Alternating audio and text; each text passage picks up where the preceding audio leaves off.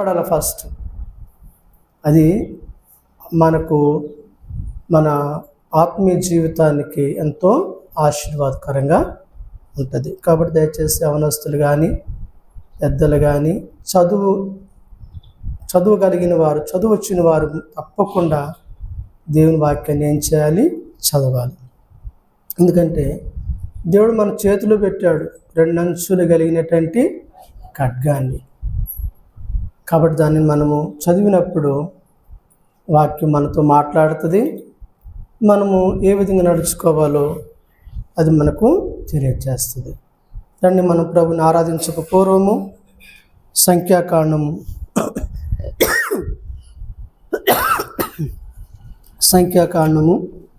23వ అధ్యాయము 21వ వచనాన్ని మనము అందరం కలిసి చదువుకుందాం.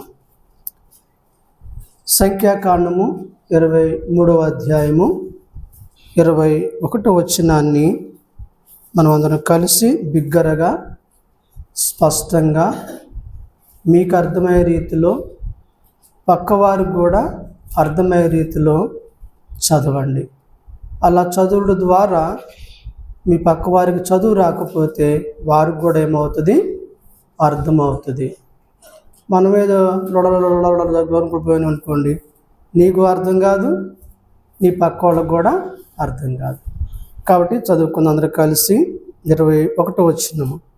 ఆయన యాకోబులో కనలేదు, ఇశ్రాయేలులో ఏ వంకరతనము చూడలేదు అని దేవుడైన యెహోవా అతనికి తోడై ఉన్నాడు. మరోసారి చదువుకుందామా? మరోసారి మనందరం కలిసి బిగ్గరగా చదువుకుందాం. ఆయన యాకోబులో ఏ దోషమును కనుగొనలేదు, ఇశ్రాయేలులో ఏ వంకరతనమును చూడలేదు, అతని దేవుడైన యెహోవా అతనికి తోడై ఉన్నాడు. రండి, ప్రభు సహాయం కొరకై ప్రార్థన చేసుకుందాం. మోకరించగలిగిన వారందరూ కూడా మోకరించండి. మోకాళ్ళు లేని వారు దయచేసి కుర్చీలో కూర్చున్న వారు మాత్రము ముసుకేసుకోండి. అందరూ ముసుకేసుకోవాలి. ముసుగు తొలగిపోకూడదు. పిల్లలు కానీ పెద్దలు కానీ. ప్రేమగల తండ్రి, జీవగల ప్రభువా, నీ పరిశుద్ధమైన పాదములకు తిరిగి వందనాలు స్తోత్రాలు చెల్లిస్తుంటున్నాం ప్రభువా. ఇప్పటి వరకు నాయన పాడినటువంటి పాటల ద్వారా మీరు ఎంతగానో సహాయపడుతూ వచ్చినందుకే స్తోత్రాలు ప్రభువా. ఆరాధన కొరకై కొద్ది మాటలు మా జీవితంలో మీరు మాకు అనుగ్రహించండి నాయన. పాటల ద్వారా మీరు మహిమ పొందారు, అందుని బట్టి స్తోత్రాలు తండ్రి. అలాగే ప్రభు నీ వాక్యం ద్వారా కూడా ప్రభువా మాతో మాట్లాడుతారండి అయ్యా. నిజంగా చదవబడిన వాక్య భాగమును సంఖ్యాకాండం 23-21 ప్రభు నాయన, మీరు మాట్లాడినటువంటి మాటను బట్టి మరొకసారి మిమ్మల్ని స్తుతిస్తూ ఆరాధిస్తూ కనపరుస్తూ నా రక్షకుడైన యేసుక్రీస్తు ప్రభువు నామములో అయ్యా నిలబడుతున్న నేను కానీ మాట్లాడేది మీరు ప్రభువా. మీరే నీ దాసుల్లో ఉండి మాతో మాట్లాడమని ఏ విధంగా ఆరాధించాలో అట్టి ఆరాధన ఆత్మ మాకందరికీ మీరు అనుగ్రహించి సహాయం చేయమని కోరుతూ మా రక్షకుడైన యేసుక్రీస్తు ప్రభువు నామములో ప్రార్థించి మహిమపరిచి అడిగి వేడుకుంటున్నాము తండ్రి, ఆమేన్. ప్రియమైన దేవుని బిడ్డలారా, మనం చదువుకునే వాక్య భాగము బిలాము బాలాకు దగ్గరికి వెళ్ళినప్పుడు బిలాము పలికినటువంటి మాటలు. బిలాము దగ్గరకు బాలాకు ఎందుకు వెళ్ళాడు? బాలాకు దగ్గరకు బిలాము ఎందుకు వచ్చాడు చెప్పండి? ఇశ్రాయేలు ప్రజలను శపించడానికి బాలాకు రాజు బిలాముని ఏం చేసినాడు?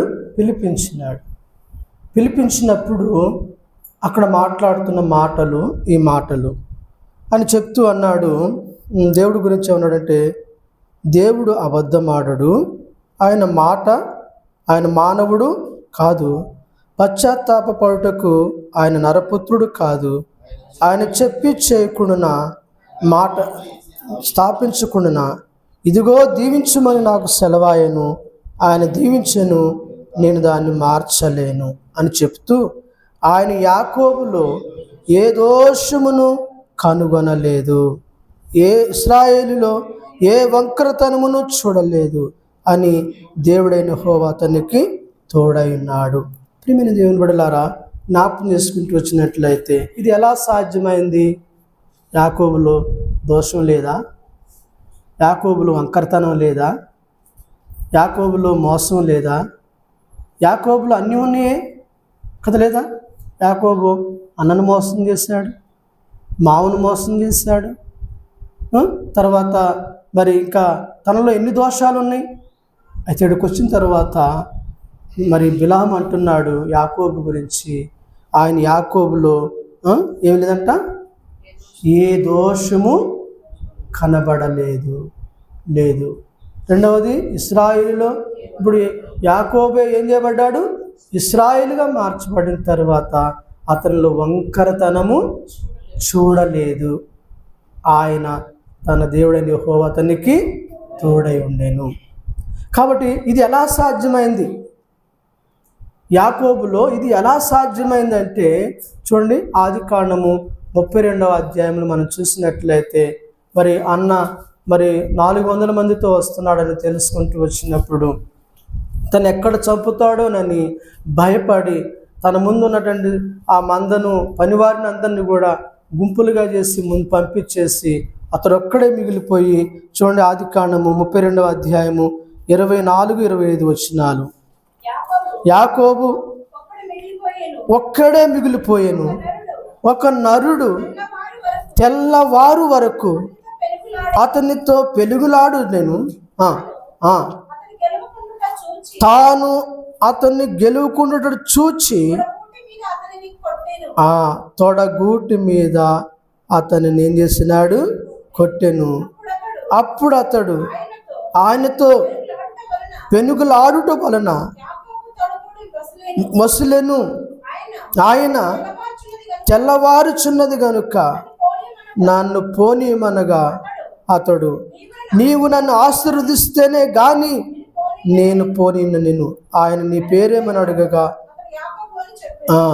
అప్పుడు ఆయన, నీవు దేవునితోనూ మనుషులతోనూ పోరాడి గెలుచుతివి గనుక ఇక మీదట నీ పేరు ఇశ్రాయేలే గాని యాకోబు అనబడి. చాలమ్మా, ఇప్పుడు గమనించినట్లయితే ఇది ఇప్పుడు యాకోబులో ఏ దోషము లేదని దేవుడు ఎలా ఇప్పుడు బిలాము ఎలా చెప్పగలిగినాడంటే, ఇక్కడికి వచ్చిన తర్వాత దేవుడు అతను ఏం చేసినాడు?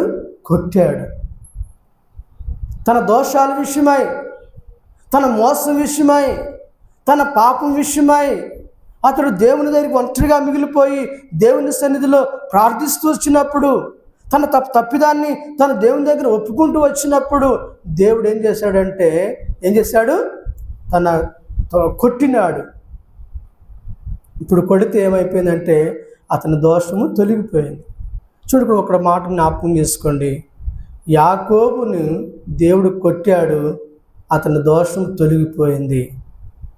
దేవుడు మన కొరకు యెషయా గ్రంథము 53వ అధ్యాయం 13వ వచనములో మనం చూసినట్లయితే యాకోబు కొట్టబడ్డాడు కానీ యేసయ్య నీ కొరకు నా కొరకు నలుగగొట్టబడ్డాడు. అతన్ని నలుగగొట్టుటకు యెహోవాకు ఇష్టమాయెను, అతనికి వ్యాధి కలగజేసెను. అతడు తన పాప పరిహారార్థమై బలి చేయగా అతని సంతానం. చూడండి, ఇక్కడ యాకోబు కొట్టబడ్డాడు, యేసయ్య నీ కొరకు నా కొరకు నలుగగొట్టబడ్డాడు. కాబట్టి నీ దోషములు నీకు నాకు ఏమి లేకుండా చేశాడు. అందుకే ఏ దోషమును లేదు యాకోబులో. ఇది ఎలా సాధ్యమైందంటే దేవుడు కొట్టాడు, కొడితే సరి అయిపోయినాడు. కాబట్టి ఇప్పుడు అతనిలో ఏమి లేదు, ఏ దోషము లేదు. మనలో లేవా? మనలో దోషాలు ఉన్నాయి, కానీ ఆయన నల్లుగా గొట్టబడుట చేత మనకు కూడా దేవుడు దోషాలు లేకుండా చేశాడు. ఇప్పుడు మనలో కూడా ఏం లేదు, ఏ దోషం లేదు. ఉందా? రక్షింపబడినటువంటి వాళ్ళు పాప క్షమాపణ పశ్చాత్తాపడి బాప్తీసం తీసుకున్నాడండి. నీలో నాలో దేవుడు ఏం లేదు, ఏ దోషము లేకుండా చేశాడు.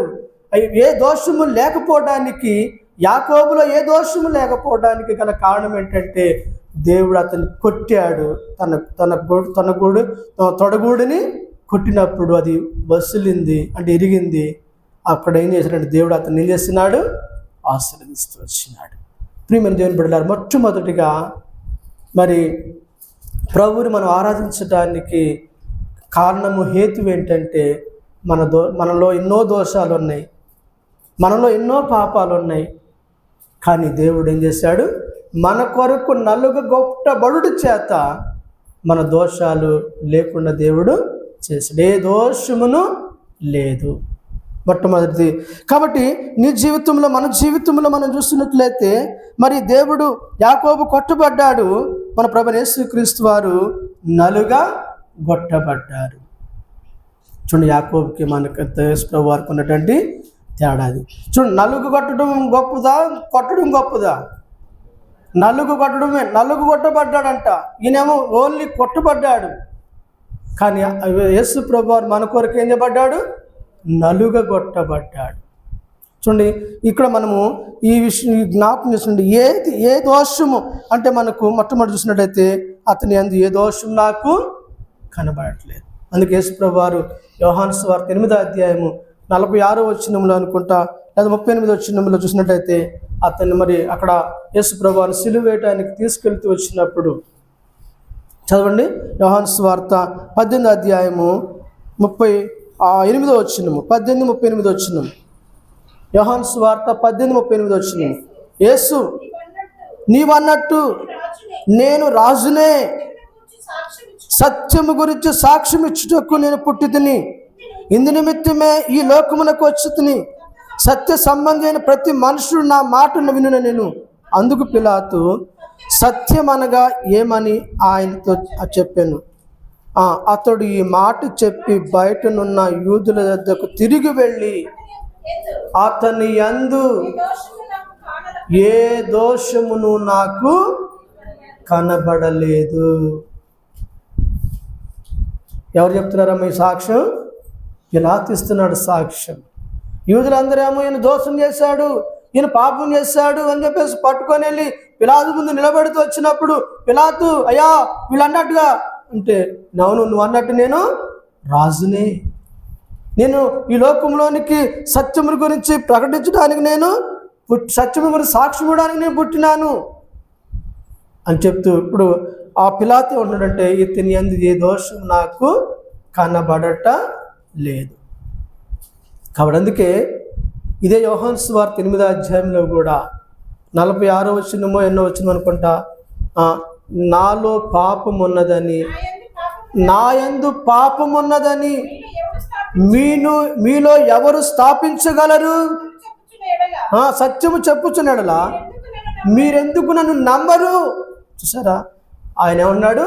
నాలో ఏ దోషం ఉన్నదని, లేకపోతే నాలో ఏ పాపం ఉన్నదని మీరు ఎవడైనా నా మీద నేరస్థాపన చేయండి అని చెప్పేసి అందరికి ఏం చేస్తున్నాడు? సవాళ్ళు విసురుతూ వచ్చినాడు. అందుకే పిలాతు అన్నాడు, అతని యందు ఏ దోషము నాకు కనబడటలేదు. దోషం ఎవరిది? మంది. ఆయన నల్లగా గొట్టబడుట చేత మన దోషాలు కూడా ఏమి లేవు, ఏ దోషము మనలో కనబడట్లేదు. కాబట్టి యాకోబులో అదే చూశాడు దేవుడు. యాకోబులో ఏ దోషం నాకు, కాబట్టి ఏ అనే మాటను మనం జ్ఞాపకం చేసుకుందాం.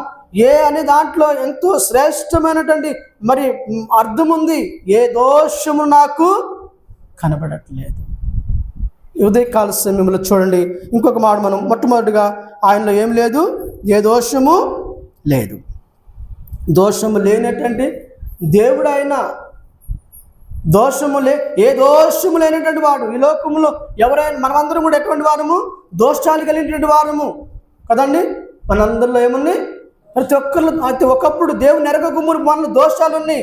ఇప్పుడు దేవుడు మనల్ని ఏం చేశాడంటే ఏ దోషము లేని వారిగా మనల్ని కూడా దేవుడు చేస్తూ వచ్చినాడు.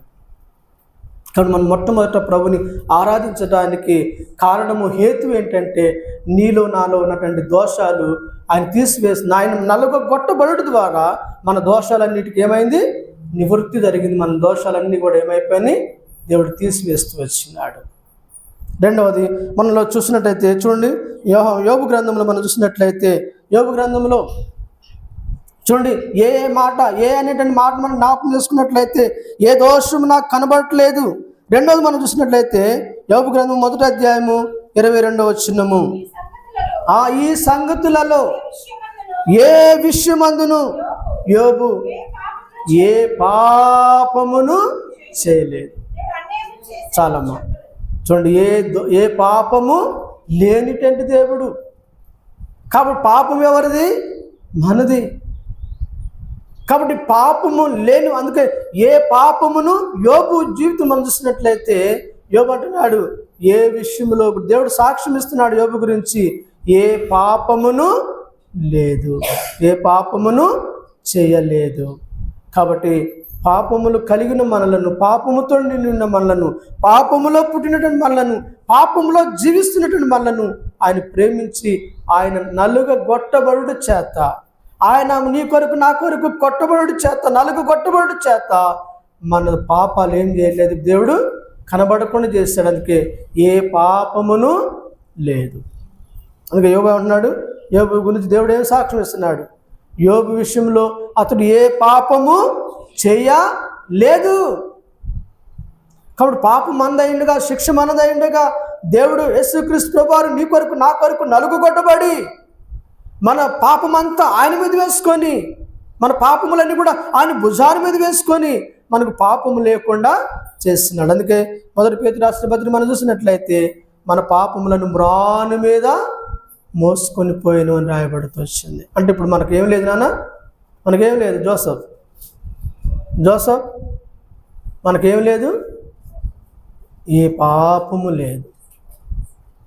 మొదటిది ఏ దోషము మన మీద లేదు. రెండవది మనతో ఏం లేదు, ఏ పాపము లేకుండా దేవుడు చేస్తూ వచ్చినాడు. ఒకప్పుడు పాపాత్ములమే కదా, ఒకప్పుడు పాపాత్ములమే, పాపం చేసిన వారమే, పాపంలో పుట్టాం, పాపంలో తింటా, పాపంలో జీవిస్తూ వచ్చినటువంటి వారమే. కానీ ఇప్పుడు ఎప్పుడైతే యేసుక్రీస్తు ప్రభువారు నీ కొరకు నా కొరకు నలుగొనడానికి తండ్రికి ఇష్టమైందో అప్పుడు మన పాపములు ఏం లేవు, ఏ పాపము లేకుండా దేవుడు చేస్తూ వచ్చినాడు. మూడోది మనం చూసినట్టయితే మనలో ఏం లేదంటే దేవుడు చూడండి, అందుకే దావీదు అంటాడు 119వ కీర్తన 3వ వచనంలో, చూడండి, ఏ పాపము నన్ను చదవమ్మా 119:3 కీర్తన 119. వారు ఆయన మార్గములలో నడుచుచు ఏ పాపమును చేయరు. అంటే ఎవరైతే దేవుని మార్గంలో నడుస్తారో, ఎవరైతే యేసు ప్రభువారి యొక్క రక్తములో మరి కడగబడ్డారో, పాప క్షమాపణ పొందినారో, వారు మార్గములలో దేవుని మార్గములు నడుస్తూ వారు పాపము చేయరు. కాబట్టి పాపము లేని, అందుకని అన్నాడు, వారు ఆయన మార్గములను నడుచుచు ఏ పాపమును చేయరు. కాబట్టి మనం ఏ పాపము చేయకోకుండా, ఏ పాపం మనలను ఏలనీయకుండా దేవుడు మనల్ని ఏం చేశాడంటే ఆయన మన కొరకు నలుగా గొట్టబడ్డాడు. మూడోది మనం చూసినట్టయితే చూడండి, మొదటిది ఏంటమ్మా, ఏ దోషమును లేదు, ఏ దోషం లేకుండా చేసినాడు దేవుడు మనలో. రెండవది ఏం చేస్తున్నాడంటే ఏం లేదు మనలో అంటే ఏ పాపము లేకుండా దేవుడు చేస్తూ వచ్చినాడు, ఏ పాపము మనలో లేకుండా చేస్తున్నాడు. మూడోది మనం చూసినట్లయితే పేతురు రాసిన మొదటి పత్రిక 2వ అధ్యాయము, మొదటి పేతురు రాసిన పత్రిక 2వ అధ్యాయము 22వ వచనం మనం చదివినట్లయితే ఆయన పాపము చేయలేదు, ఆయన నోట ఏ కపటమును, చూడండి, ఆయన ఏం లేదమ్మా, కపటము లేదు, ఏ కపటమును ఆయనలో కనబడలేదు. ఏ అనే మాట గుర్తుపెట్టుకుని, ఏం చేస్తున్నాడంటే మన దేవుడు ఏమీ కనబడకుండా చేస్తున్నాడు, ఏమీ లేకుండా చేస్తున్నాడు. చూడండి, ఏ దోషం మన మీద కనబడకుండా ఆయన నలుగు కొట్టుబడుట చేత ఆయన మన దోషాలన్నిటినీ కనబడకుండా చేస్తున్నాడు. రెండవది ఏ పాపము లేకుండా చేస్తూ వచ్చినాడు. మూడవది ఆయన ఏం చేస్తున్నాడు చెప్పండి, ఆయన మన కపటము, మనలో ఉన్నటువంటి కపటాన్ని, ఆ కపటపు మనస్సును, ఆ కపటపు నోరును, కపటపు మరి ఆలోచనలను దేవుడు మనకు ఏం చేసినాడు, లేకుండా. అందుకే అన్నాడు, ఆయన పాపము చేయలేదు, ఆయన నోట ఏ కపటమును కనబడలేదు. సరే, కపటదారులు కదా మనం లోపల పెట్టుకుంటాం. కొంతమంది అయితే డైరెక్ట్గా ఏది చెప్పరు, అంతా దొంక తిరుగుడే చెప్తారు. ఇటు నుంచి అటు తిరిగి ఇటు తిరిగి స్ట్రైట్గా చెప్పడం కాదు, కపటం. చూడండి, అయితే ఒకప్పుడు మనం ఏం చేసాము? కపటంగా జీవించాం. పాట కూడా ఉంది కదా, ఏం పాట అది? కపటముగా మాట్లాడుతున్నది ఉంది కదా. కాబట్టి అయితే దేవవాక్యం చూసినట్లయితే ఆయనలో ఏం కనబడలేదంటే ఏ కపటమును కనబడలేదు. కాబట్టి దేవుడు మనలను కూడా ఏం చేస్తున్నాడంటే ఆయన నలుగ గొట్టబడు చేత మనలో కపటము దేవుడు ఏం చేశాడు? తీసివేసి అది మనకు కనబడకుండా, లోకానికి కనబడకుండా దేవుడు చేశాడు. అందుకే మన కపటంగా, అందుకే ఏ కపటమును లేదు. ఎన్నోదాం ఇది? మొదట ఏ దోషము లేదు, రెండవది ఏ పాపము లేదు, మూడవది మనం చూసినట్లయితే ఏ కపటమును ఆయనలో కనబడలేదు. నాలుగవదిగా మనం చూసినట్లయితే చూడండి, 92వ కీర్తన 14 వచనము. 92వ కీర్తన 14 వచనం మనం చూసినట్లయితే 92:14 చదవండి. నా ఆశ్రయ దుర్గమైన యెహోవా యథార్థవంతుడనియు ఆయన యందు ఏ చెడుతనమును లేదనియు ప్రసిద్ధి చేయుటకై. చాలమ్మా, ఇప్పుడు ఆయన యందు ఏం లేదమ్మా? ఏ చెడుతనము లేదు. కాబట్టి మనము చెడుతనం చేసిన వారము, చెడులో జీవించిన వారము, చెడు మార్గాల్లో వెళ్ళినటువంటి వారము. అయితే దేవుడు మనకేం చేశాడంటే ఆయన నలుగొట్టబడుట చేత మనలో ఉన్నటువంటి చెడుతనము మనకు కనబడకుండా దేవుడు ఏం చేశాడు? చేస్తున్నాడు. ఇంకా చాలామంది ఇంకా చెడుతనములో, చెడు మార్గములలో, చెడు జీవితం కలిగి, చెడు మరి మాటలతో జీవిస్తూ ఉంటున్నారు. కాబట్టి అయితే దేవుడు మనల్ని ఏం చేశాడంటే ఆయన మన కొరకు నలుగొట్టబడుట చేత మన యొక్క చెడుతనం అంతా దేవుడు మనకు కనబడుకోకుండా తన రక్తముతో తుడిచివేస్తున్నాడు. అందుని బట్టి మనం ఆయనకు కృతజ్ఞతాస్తుతులు మనము ఆయన స్తుతించి ఆరాధించవలసినటువంటి వారంగా ఉన్నాం. అందుకే కీర్తన గ్రంథంలో 5:4 వచనం మనం చూసినట్లయితే మనం ఎలా నడుచుకున్నామంట? పూర్వము చెడు నడత నడిచినటువంటి వారం, చెడు నడతలు కలిగినటువంటి వారము. 5:4 వచనము. కావు చెడు తనమునకు నీ యొద్ద చోటు లేదు. చూడండి, ఇంకా మనం రక్షింపబడి కూడా, ఇంకా బాప్తిసం తీసుకొని కూడా, ఇంకా బలలో పాల్పంపులు పొందుతూ కూడా మనలో చెడుతనం ఉందంటే నిజముగా యేసయ్య నీ కొరకు మరి నువ్వు అడిగింది ఏంటో, నువ్వు గ్రహించింది ఏంటో, ఏ విధంగా నువ్వు ప్రభులో మరి ఉన్నావు నాకు తెలియదు. కానీ ఇక్కడ అంటున్నాడు దావీదు, మరి నీవు దుష్టత్వమును చూచి ఆనందించే దేవుడవు కావు, చెడుతనమునకు నీ యొద్ద చోటు లేదు. కాబట్టి చెడుతనములో ఉన్న మనలను, చెడులో జీవిస్తున్న మన, చెడు మార్గంలో వెళుతున్నటువంటి మనలను, చెడు మాట్లాడుతూ చెడు బ్రతుకుతున్నటువంటి మనలో ఏ చెడుతనము లేకుండా దేవుడు చేస్తున్నాడు. ఇప్పుడు మనలో ఏమని లేదు, ఆయన చెడుతనం లేదు కాబట్టి మనలో కూడా చెడుతనం లేకుండా చేశాడు. ఆయనలో ఏ దోషం లేదు కాబట్టి నిన్ను నన్ను కూడా ఏ దోషం లేని వారుగా చేస్తూ వచ్చినాడు. ఆయనలో ఏ పాపము లేదు కాబట్టి నిన్ను నన్ను కూడా ఏ పాపము లేని వారుగా చేస్తూ వచ్చినాడు. ఆయనలో ఏ చెడుతనము లేదు కాబట్టి నిన్ను నాలో కూడా ఏ చెడుతనము లేకుండా దేవుడు చేస్తూ వచ్చినాడు. ఇంకా ఏంటమ్మా? ఆయనలో ఏ కపటము లేదు కాబట్టి నిన్ను నన్ను కూడా ఏ కపటము లేని వారుగా దేవుడు నిన్ను నన్ను చేస్తున్నాడు. 5వది మనం చూసినట్లయితే చూడండి, 5వది లూకాసు వార్త 23:41 వచనము. లూకాసు వార్త 23:41. మనకైతే ఇది న్యాయమే, మనము చేసిన వాటికి తగిన ఫలము పొందుచున్నాము, కానీ ఈయన ఏ తప్పిదమును చేయలేదని చెప్పాను. చూడండి, 5వది ఏంటి? ఆయన ఏం లేదు, ఏ తప్పిదం కూడా లేదు. తప్పిపోయింది మనం, తప్పిపోయిన కుమారులాగా దారి తప్పి తిరుగుతున్న మనలను, గొర్రెల వల్లే మనం దారి తప్పిపోయినటువంటి మనలను తప్పిపోయిన మనల్ని వెతికి రక్షించడానికి యేసుక్రీస్తు ప్రభువారు మన కొరకు ఈ లోకానికి వచ్చి మన కొరకు ఏం చేయబడ్డాడు?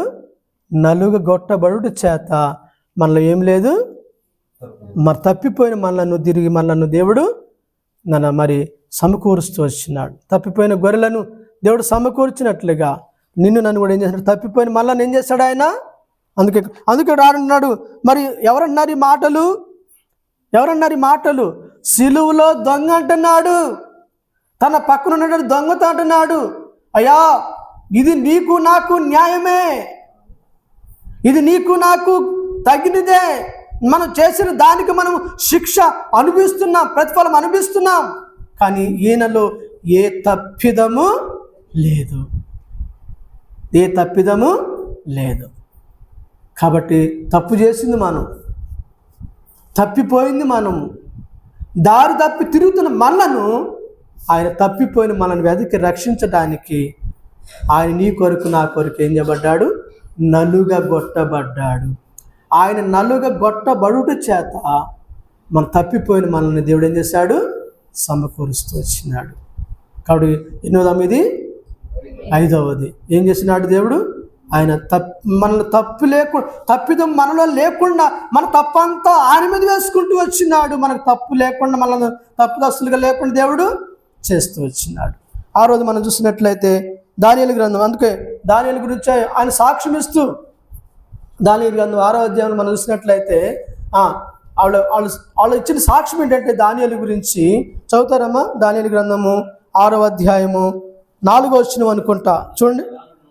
అంతట ప్రధానులను అధిపతులను రాజ్య పాలన విషయములో దానియేలు మీద ఏదైనా ఒక నింద మాపు వలన నుండి తగిన హేతువు కనిపెట్టుచుండిరి. గాని దానియేలు, గమనించండి, దానియేలు నమ్మకస్తుడై ఏ నేరమైనను ఏ తప్పైనను చేయువాడు కాడు గనుక. చాలా చూడండి, దానియేలు ఏం కనుగోలేకపోయారు? వాళ్ళు ఏదో తప్పు మోపాలని, ఏదో నేరం మోపాలని ఎంతోమంది ప్రయత్నం చేశారు. కానీ దానియేలు నమ్మకస్తుడు, ఏ నేరము చేయనివాడు, ఏ తప్పిదము చేయనివాడు. కాబట్టి తప్పు చేసింది మనం, తప్పిపోయింది మనము. దేవుడు మనల్ని ఏం చేశాడంటే ఆయన నలుగగొట్టబడుట చేత మన దోషములు లేకుండా చేశాడు, మన పాపం లేకుండా చేశాడు, మన యొక్క కపటం, మనలో ఉన్న కపటం లేకుండా చేశాడు, మనలో ఉన్నటువంటి చెడుతనము లేకుండా చేశాడు. మనలో ఉన్నటువంటి ఏం చేశాడమ్మా? మనలో ఉన్నటువంటి ఆ చెడుతనం తప్పిదము లేకుండా చేశాడు. ఇప్పుడు అందుకే ఇక్కడ అన్నాడు 5వది మనం చూసినట్టయితే ఏ తప్పిదమును ఎవరిలో లేదు, ఆయనలో లేదు. ఆయన తప్పిదస్తుడు కాదు కాబట్టి, ఆయనలో ఏ తప్పు లేదు కాబట్టి తప్పు చేసిన మనలను రక్షించడానికి మన తప్పులన్నీ ఆయన మీద వేసుకొని మనకు కూడా ఏం చేశాడు? తప్పులు లేకుండా దేవుడు మనలను చేస్తూ వచ్చినాడు. అందుని బట్టి ప్రభువుని మనం ఏం చేయాలి? ఆరాధించాలి. ఆ రోజుగా మనం చూసినట్లయితే చూడండి, మొదటి సమూయేలు గ్రంథము 12వ అధ్యాయం 4వ వచనం మనం చూస్తూ వచ్చినట్లయితే, మొదటి సమూయేలు గ్రంథం 12:4 మనం చూసినట్లయితే ఇక్కడ చూడండి, ఆ మాట అంటాడు 12:4, నీవు మాకు ఏ అన్యాయమైనను ఏ బాధ అయినను చేయలేదు. చాలు అన్న చూడండి, ఏ అన్యాయమైనను ఏ బాధ అయినను. చూడండి, మనము ప్రభువుకు బాధ కలిగించాము, కానీ ఆయన మన కొరకు బాధపడి మనకు ఏ బాధ లేకుండా చేశాడు. యెషయా గ్రంథం రాయబడితే వచ్చింది కదా, మన యావత్ బాధలో మన యావత్ బాధలో ఆయన బాధ అనుభవించి మనకు బాధ తాలిమి చేతను ప్రేమ చేతను మళ్ళీ ఏం చేశాడంట? చదువుతున్న మాట చదవండి, యెషయా గ్రంథము. కాబట్టి ఆయనలో ఏ నేరం లేదు, అన్యాయం చేసిన వాడు కాదు.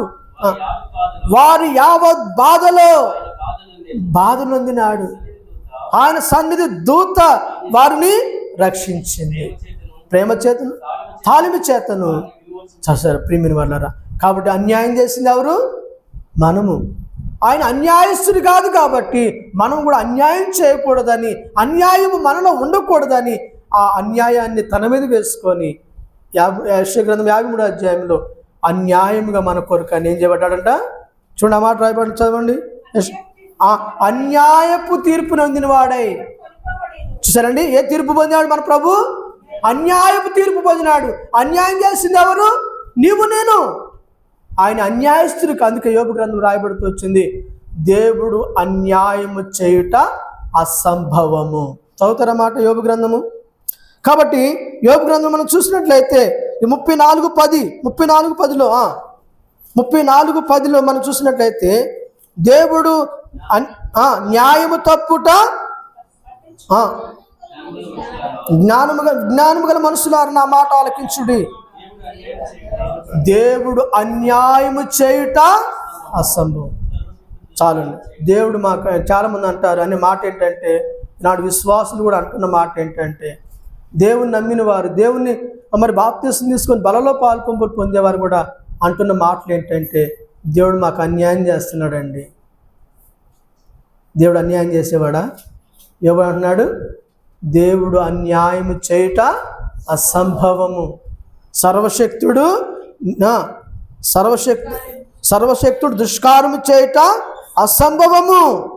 నరుల క్రియలకు తగినట్లుగా ఫలము ఆయన వారికి ఇచ్చును, అందరికీ వారి వారి మార్గములు బట్టి. ఎవరండి? వాళ్ళు చేసిన పనులే, వారు చేసిన క్రియలే వారి మీదకి వస్తున్నాయి. వాళ్ళకి అన్యాయం జరుగుతుంది. కానీ దేవుడు అన్యాయం చేసే దేవుడు కాదు. మన అన్యాయాన్ని ఆయన మీద వేసుకున్నాడండి. అన్యాయపు తీర్పు మన కొరకు తీర్చబడుతూ వచ్చినాడు. ఆయన అన్యాయం లేదు.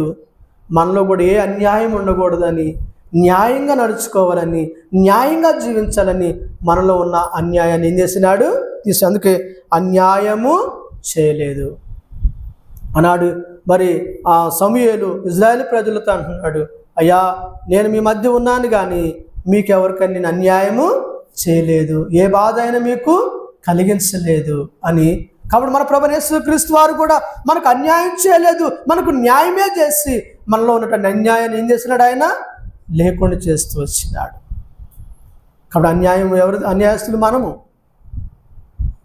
అన్యాయంగా నడుచుకుంది జీవించింది మనము, అన్యాయంగా మరి నడుచుకుంది మనం, అన్యాయంగా ప్రవర్తించింది మనము.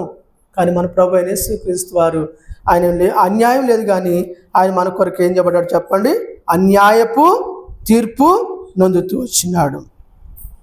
చూడండి, చివరిగా యాకోబులో ఏమి లేదంటే ఇవన్నీ కూడా యాకోబులో లేవు. తర్వాత దేవుడు ఎప్పుడైతే యాకోబుని దేవుడు దర్శిస్తూ వచ్చినాడు, యాకోబుని కొడుతూ వచ్చినాడు. మొదటి సంఖ్యాకాండము 24 అధ్యాయం 21 వచ్చినము.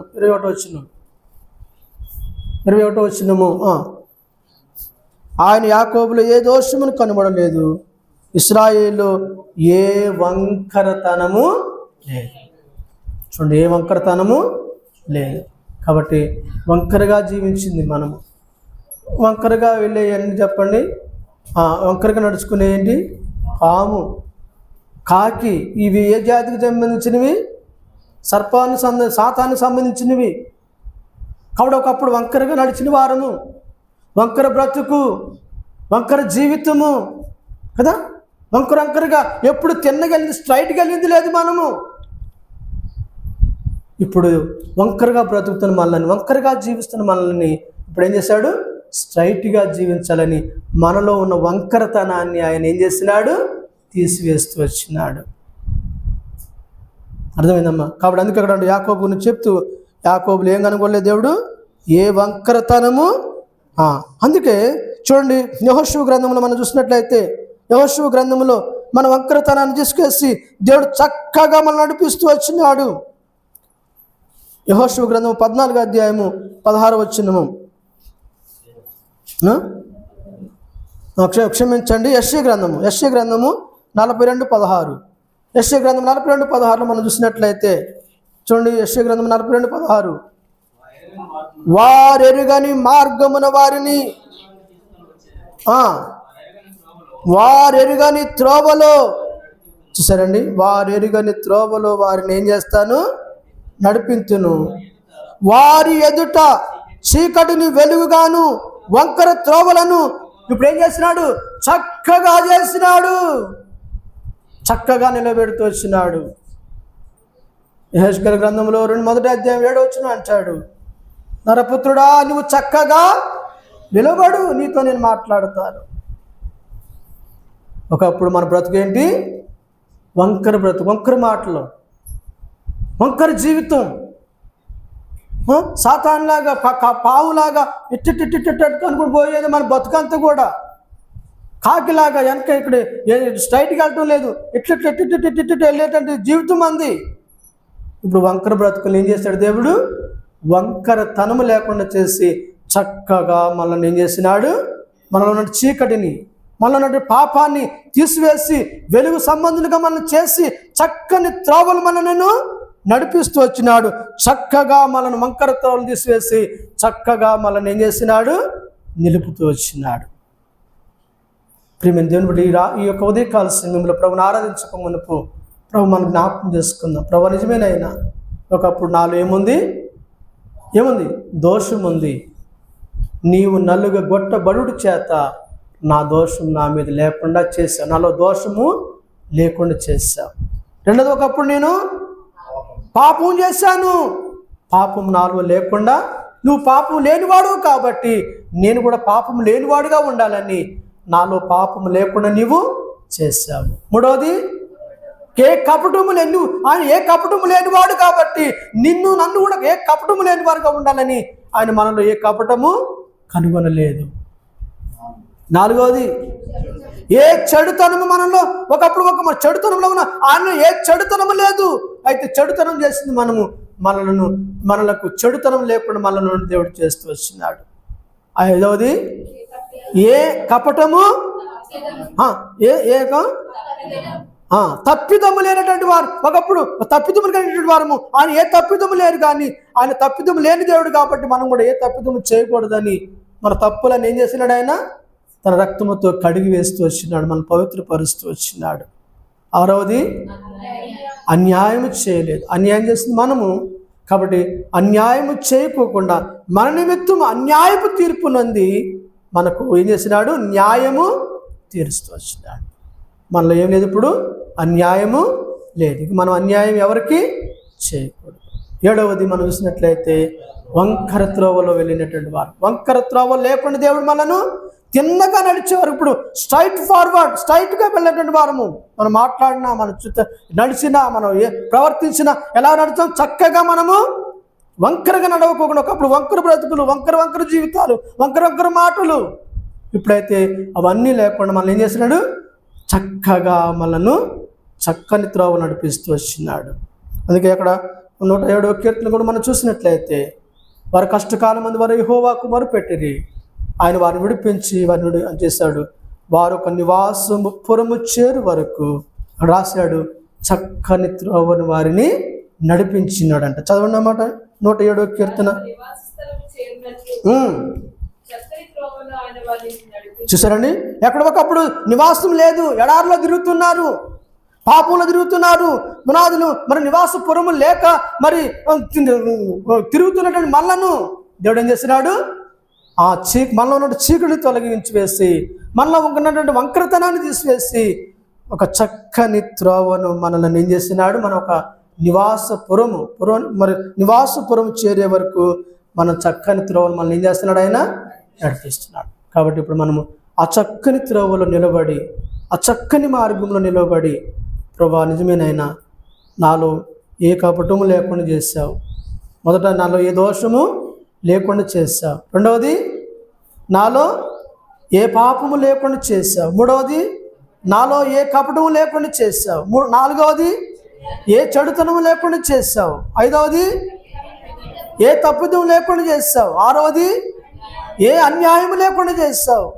ఏడవది, ఏ వంకరతనం లేకుండా చేస్తావు ప్రభువా. అందుని బట్టి నీకు స్తోత్రాలని చెప్పేసి, అందుకే ఈ సంఖ్యాకాండం 23వ వచనంలో యాకోబులు ఏ దోషము ఏనన్నా చదవండి మనం చదువుకొని మనం ఆరాధనలోకి వెళ్ళిపోదాం. సంఖ్యాకాండము 23వ అధ్యాయము 21వ వచనము. ఆయన యాకోబులో ఏ దోషమును కనుగొనలేదు, ఇశ్రాయేలులో ఏ వంకరతనమును చూడలేదు అని అతని దేవుడైన యెహోవా అతనికి. కాబట్టి దేవుడు నీకు నాకు తోడై ఉన్నాడు కాబట్టి అన్నీ జరుగుతూ వచ్చింది. ఇప్పుడు ప్రభుని మనం ఆరాధిస్తాం. ప్రభు నిజమే, ఆ జీవితంలో ఒకప్పుడు ఈ స్థితి, ఇలాంటి స్థితిలో ఉన్నాను, ఇలాంటి పరిస్థితిలో ఉన్నాను. ఇప్పుడు ఏమీ లేకుండా నాలో చేశావు. ఏమి లేకుండా చేశాడు చెప్పాలి త్వరగా. ఏ దోషం లేకుండా చేశాడు, ఏ పాపము లేకుండా చేశాడు, ఏ కపటం లేకుండా చేశాడు, ఏ చెడుతనం లేకుండా చేశాడు, ఏ తప్పిదం లేకుండా చేస్తున్నాడు, ఏ అన్యాయం లేకుండా చేస్తున్నాడు, ఏ వంకరతనము లేకుండా చేస్తున్నాడు. అవును ప్రభా, ఇన్ని మేలు చేస్తున్న ఆ ప్రభుకి ఆత్మతో సత్యముతో ప్రభుని ఆరాధిస్తున్నానని చెప్పేసి కొద్ది మాటలతో ప్రభుని మనము ఆరాధిస్తాం. ఈ కొద్ది మాటలు దేవుడు దీవించి ఆశీర్వదించిన గాక. లేచి నిలబడదాం. చిన్న పల్లవి పాడుకుంటున్నప్పుడు సండే స్కూల్ పిల్లలు సండే స్కూల్కి వెళతారు. సండే స్కూల్ టీచర్ మొదటి ఆరాధన చేసిన తర్వాత ఒకరి తర్వాత ఒకరు